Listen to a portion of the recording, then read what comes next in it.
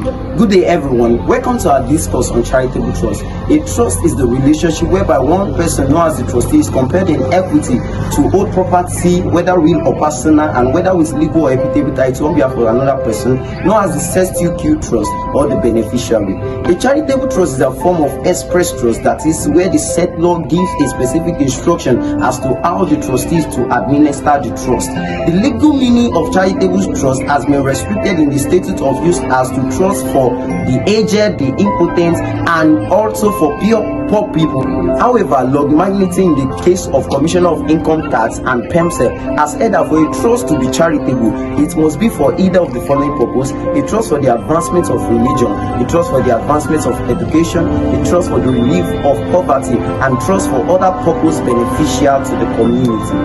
Charitable trust is public trust surrounding alleviation of poverty, enhancing education, religion, and others.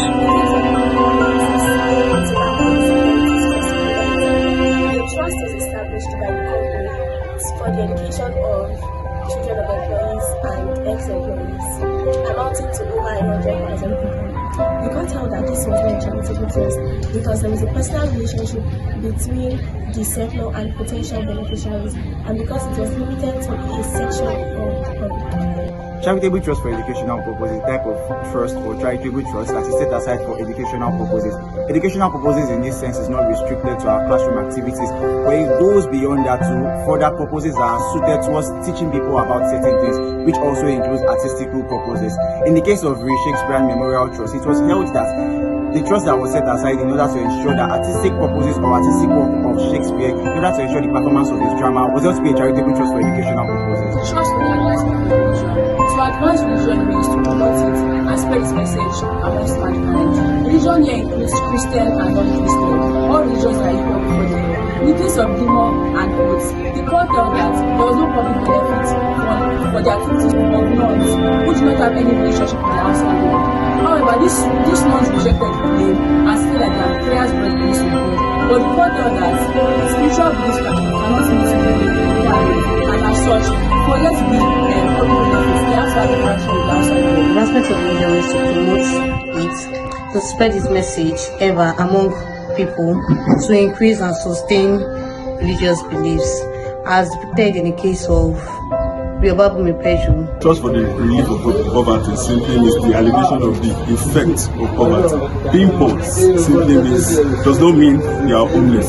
Simply means you are unable to cater for the basic amenities. In the case of rape against Guyana. Trust for other purposes beneficial to society. This refers to the types of trust or the calculation of trust not mentioned in the above, but possess that element of public benefit. In the case of RSC versus Macmillan, a football association created a trust to provide facilities for students, pupils of colleges and universities around UK.